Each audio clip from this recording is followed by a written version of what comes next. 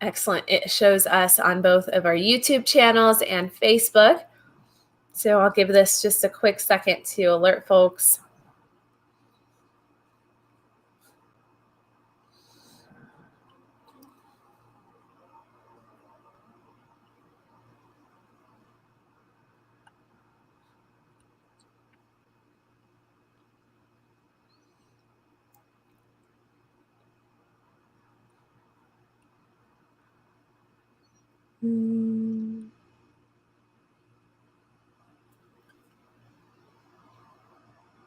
Perfect.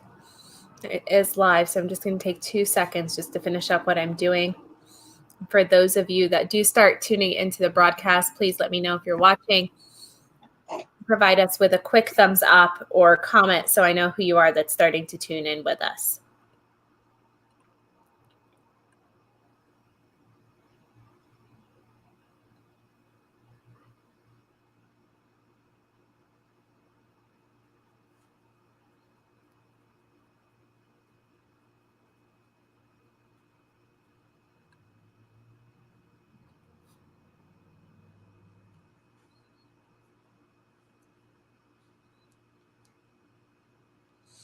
Awesome. Well, we'll go ahead and get going and get started. Good afternoon to everyone that does tune in. And for those of you that are hopping on and off, I am Juliette Abdel, President and CEO of the Westminster Chamber of Commerce. Happy to hop on here with another broadcast, one of our live broadcasts. As you're aware, we generally have hosted these broadcasts from March until today. These are either at 11 a.m. Sometimes we throw you a curveball and we have them at 4 p.m. as we've done for today.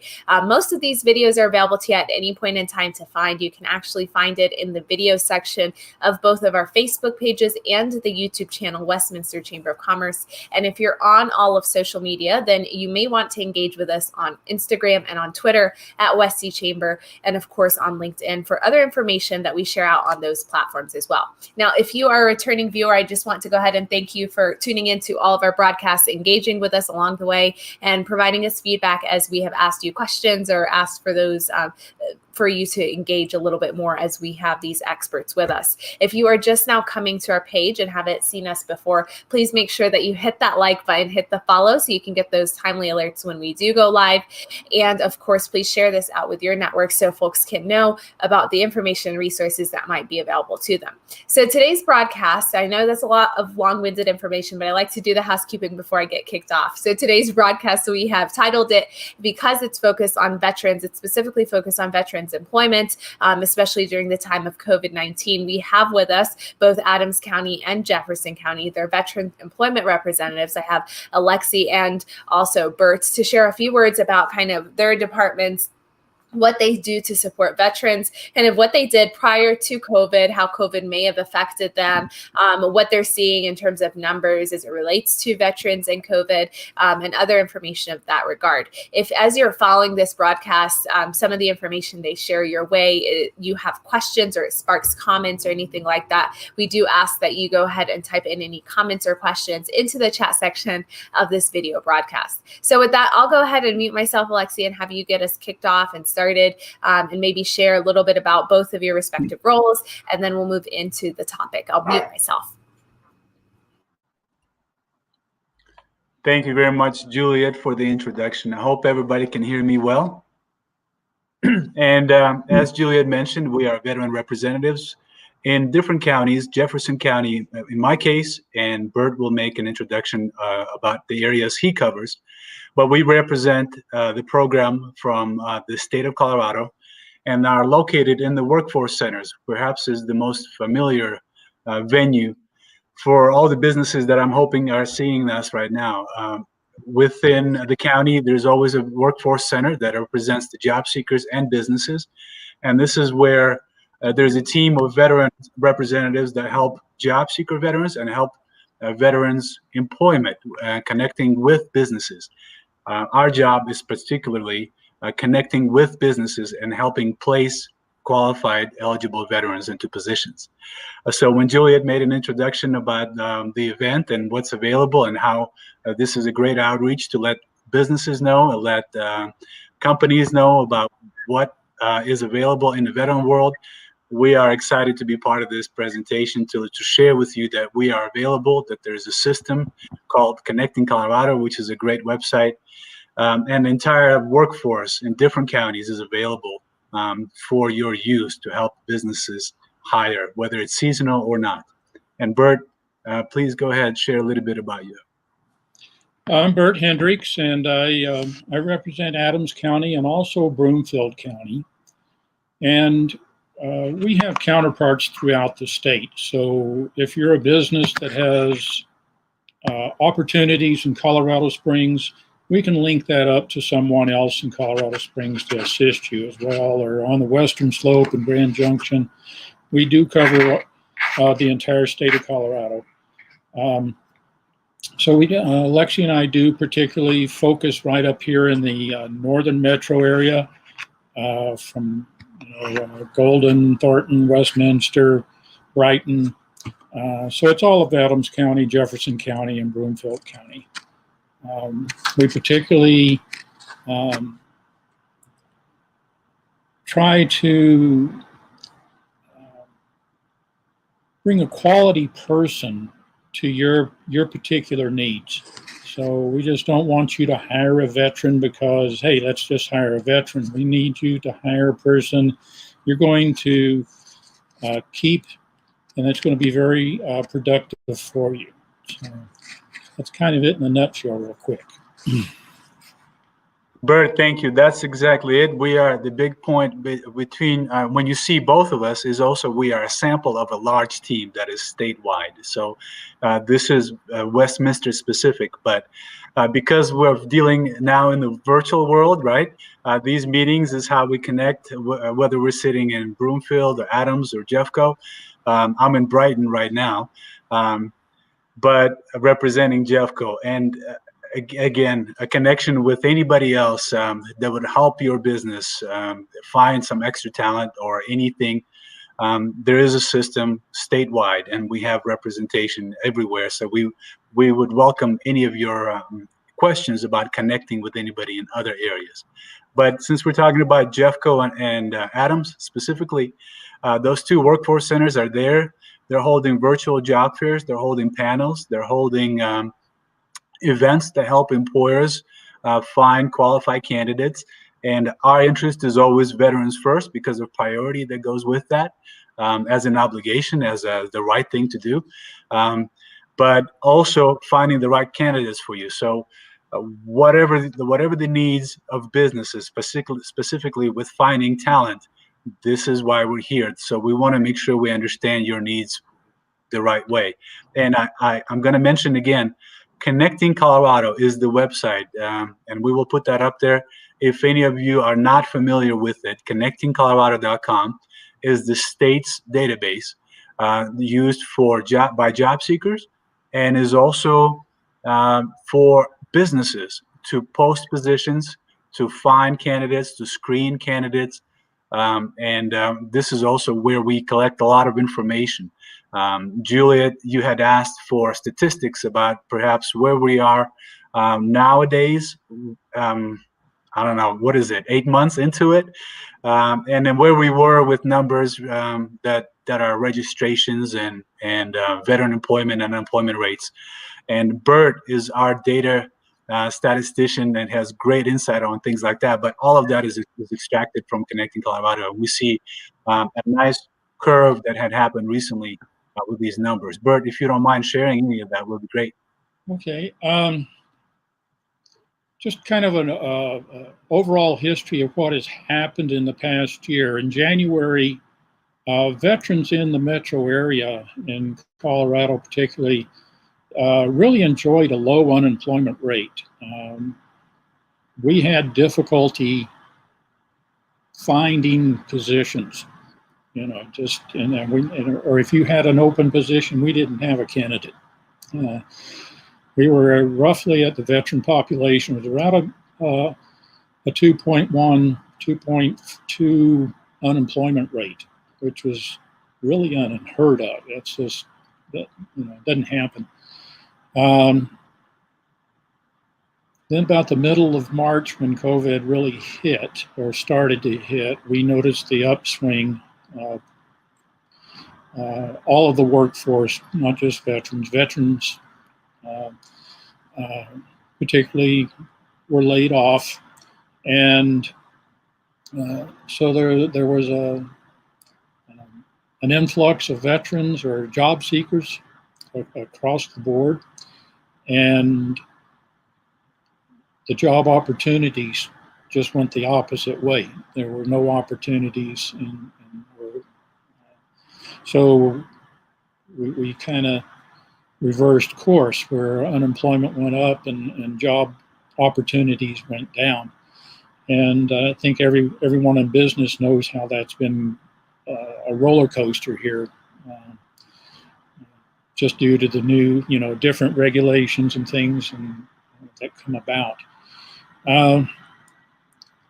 Our veteran unemployment peaked about July of this past year, and we've been slowly going back down. We're making a recovery in the veteran world, and so we'll just have to see if there's a new curve when this current wave hits.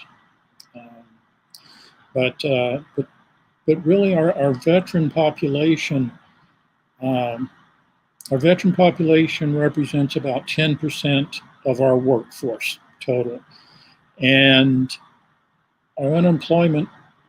We typically say whatever is going on in the world, 10% should be what the veterans are doing.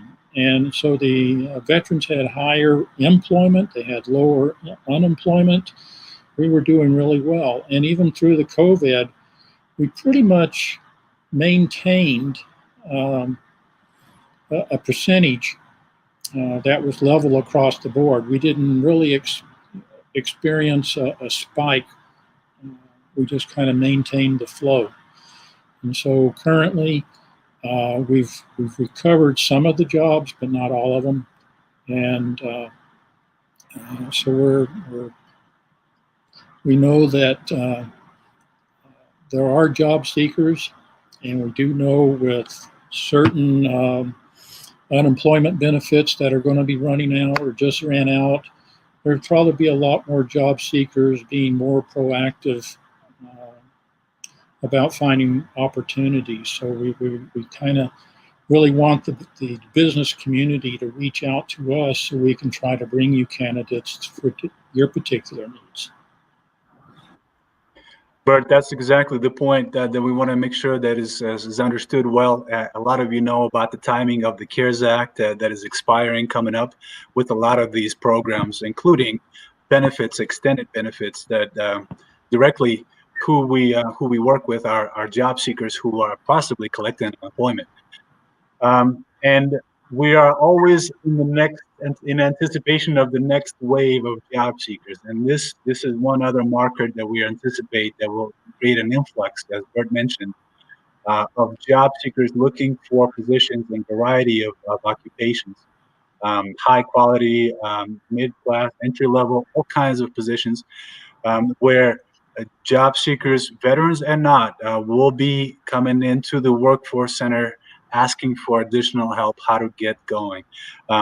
Right now, again, back to the topic, Juliet, you were asking about perhaps seasonal opportunities. And there are always ways that we can create events, virtual environment with different platforms, whether it's Google Meets, Zoom platforms, Cisco WebEx, Microsoft Meets. Those are all common platforms that we use between different counties. So whatever business specifically that you are using, whatever you have an account with, whatever you paid for, it wouldn't be an issue for us to connect with you all kinds of ways to be able to host an event, to be able to promote you between our job seekers and our case managers.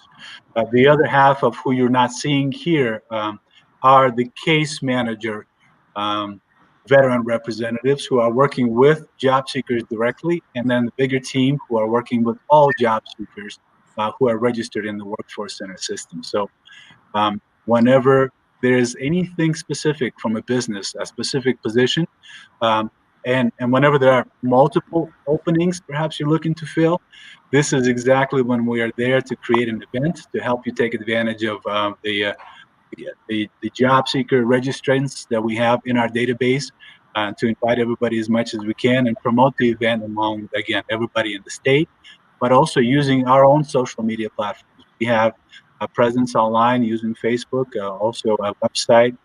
We reach out through Colorado Department of Labor and Employment to a wider audience. So all of those are means for us to connect with all the job seekers. So again, anything you have that's coming up today or in the future, we're there to help promote your events, to help you find candidates, and to help you facilitate that using any kind of platform that's available. Awesome. Thank you so much, Bert and Alexi. And I see several folks that are on here with us. Mario, I also see Elizabeth, our past chair, Brian. Thank you for all hopping on here. We have with us ADCO and JEFCO veteran employment representatives talking with us about veteran employment and just kind of broadly employment overall. You know, we went in detail. We know that COVID has affected workforce significantly as it relates to veterans. We had, I think the figure has nearly tripled, especially since the pandemic kicked off in March. I think they're estimating over 800,000 veterans that are now searching for work nationwide. So it is a significant issue that we're experiencing for sure. We have a quick comment that comes through for us from Brian, who's just kind of giving a quick love to see the support for veterans. Thank you for the work you're doing. I believe he did follow that up with a question. So he's asking that, you know, they've heard recently the city and county governments are cutting staff. Has there been any kind of similar impact to military personnel, forcing them into the private sector? Well, if you know anything regarding the military personnel who are active duty and now are forced into the civilian sector, that's a big question outside of what we are dealing with. But perhaps, George, you have some input on that. But I will answer how it is in the government. There's a steady retention, right, and not filling positions that have opened up because perhaps somebody moved on to another opportunity. We have these. We are very grateful for the opportunity to work remotely. But for anybody who is active duty, that's a good question. Perhaps, George, if you can answer that. Any insight on that? And I don't think the impact has been to the active duty as much as it has been on the Reserve and National Guard side. What we're finding is reservists have missions that are out of town, out of state, whatever. And whether it's their 2-week annual training or if it's a particular mission, we have a lot of medical units that are supporting hospitals across the nation in hotspots. And what we're finding is when they return home and try to go back to civilian employment with their employer, they have to quarantine, and no one's paying them. Not the reserve component, not the employer, anything like that. So that's a big impact. That's a big challenge that the reserve components have. You know, there are some restrictions on where people can travel, and so my wife is in the reserve. That's the reason I know some of this. And her unit is actually in Houston, Texas, and she can't travel.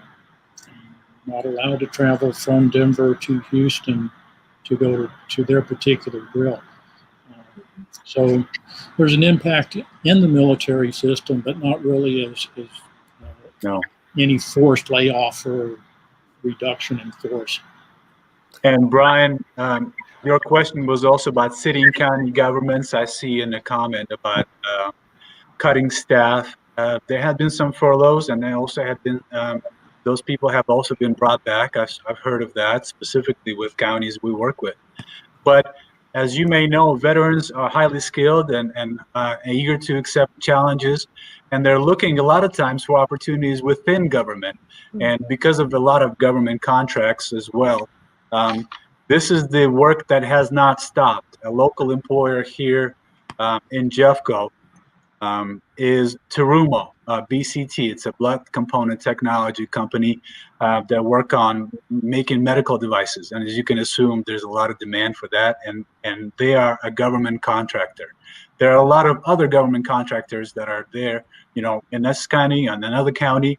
And those are the opportunities I know veterans are pursuing. So we see how the proportion of veterans who are unemployed has remained at 10%, as it always has been. And the opportunities the veterans are looking for are within steady entities like the governments, which is always welcome. The veterans are always using the preference that is available to them when hiring, and it's also a plus for them to get on board with, again, government, cities, and counties, and federal as well. Juliet, are you able to tell if there's any specific questions, again, about somebody really wanted to find some candidates? So no, I would have pulled that through, Okay. but thank you, Ryan, for that question. And Lisa Richardson, thank you for hopping on. It doesn't look like I have any comments or questions. I have a quick question for you, and then I'll see if there's a way that folks can connect with your offices. Maybe we can get some phone numbers and addresses. I know that we have referenced the Connecting Colorado site that has been included into the comment section of this broadcast for any folks that might be interested in services available to you, that if you are hiring or if you yourself are seeking employment as well. Are we aware of any kind of disaster relief programs that may have been available to veterans during this time, that either have lost employment or were self-employed? Were you made aware of some of those resources that are available to them during the time of COVID? Veterans have access to unemployment system, same as all the other job seekers, and the PUC, the extended benefits, where they have unemployment insurance extended from 26 weeks to 39 weeks. Those are the common programs that veterans, just like every other job seeker, can take advantage of. Again, those things are also on their brink of running out. But there's nothing specific that we know, except for organizations that we work with. So the extra help that we try to find for veterans is with other nonprofits that offer assistance for veterans. And this would be more for situations when we are dealing with dire needs. Yeah, we network with all the fraternal organizations, VFW, DAV, American Legion. The National Guard has an association, the Military Family Network. There's different organizations that have limited funding for veterans that are particularly in need, and usually it's no qualification other than you are a veteran. So, but as a national program, there's not really one out there. It's unfortunate, but it is. Our veterans represent every facet of society. So we have older veterans, young veterans, highly skilled veterans, and veterans that not everyone is a combat arms expert. There are some communication experts, medical experts. So we have a lot of variety. And I think you'll find with every veteran is they just want a chance. And let me prove that I can do the job. And if you really look at a military career, you usually take a 17, 18-year-old person and, within, 10 to 12 weeks, you have modified them so much. And you've trained them, where they can be a jet mechanic, or they can be they work anywhere. And so they're highly, veterans are highly trainable, and they really take pride in saying, just give me a job, give me a mission, and let me accomplish it. So that's the type of person we can bring to. Yeah. Those are the qualities you can expect and you can demand from veterans when you're looking for those hires. But something we also want to share with businesses who are looking to hire, specifically if there's a way that that question is even asked if one is a veteran in your application systems. Those are good things we suggest that businesses do in their hiring practices. And then the biggest thing to build rapport with the veteran is to give them some feedback. So if you think that that veteran would be a great candidate, perhaps not for the job you're looking at, but maybe another one, and you still want them to come back, they'll be happy to apply again. They're very persistent. You can count on that from all veterans. And any kind of feedback about application status, any kind of qualifications, where they fit, where maybe a better opportunity for them, will help build the rapport and will help also share the word how you are a friendly employer. And one way that is that the USDOL officially recognizes employers who are supporting veterans is something called Veteran Medallion Program from the USDOL. It is also our job within our respective counties is to let businesses know that such a program is available. It's something that you can show on your websites. You can show in anything that describes who you are as a company, that you are a veteran-friendly employer with a moniker that goes from the USDOL describing you as a vet-friendly employer. Again, this is a Vet Medallion program, and I wanted to make sure that we mention that to everybody who's interested, who may be interested. That's it. Thank you for leaving that comment in there. Yeah, absolutely. I think that those both were great answers and things for folks to know whenever they are considering, candidates that are applying, looking at their skill set. Veterans bring some promising qualities to the table for sure. We've included some of the contact information for both the offices in Adams County and Jeffco. We'll start with the Jeffco. That's included into the comment section for you, of course, with their phone number, email address, and the website. So if you are living in Jeffco or maybe have a business that's on the Jefferson County side, if you are on the Adams County side, I've also included the information for our ADCO contact, Bert. There is their location that's out in Brighton, and you can again reach out to them. Especially, I think a lot of questions arise right now around workforce and inquiries related to that. So make sure that you direct it to our partners that are out there at both sides. So with that, if you guys have no additional questions, believe it or not, we are at our top of our 30-minute mark. I see Audi has hopped on here and she's tuned into the broadcast. And for anyone that does rewatch this and maybe replay it, please give us that hashtag replay. Share this out to your network so others can know about some of the programs that are available for those that are seeking employment or are looking to actively hire, especially hiring veterans. There are some other excellent resources that are available to all of them through the workforce centers at both of our counties and of course at our state. So I loved that you shared a little bit about that medallion program, Alexi. I think that's significant for folks to be able to understand companies and more the personality that's behind the brand that's there. So if there are no additional comments, I'll go ahead and move forward with closing this out. But I thank you both for taking the time to be on here with me today. Thank you, Juliet. Thank you. And I apologize. I was coming in and out. The sun went down and my... You are good. But you know what? As you were talking, I was like, I've actually met you in person before a couple of times in Adams County. So it's nice to see you virtually. Yeah.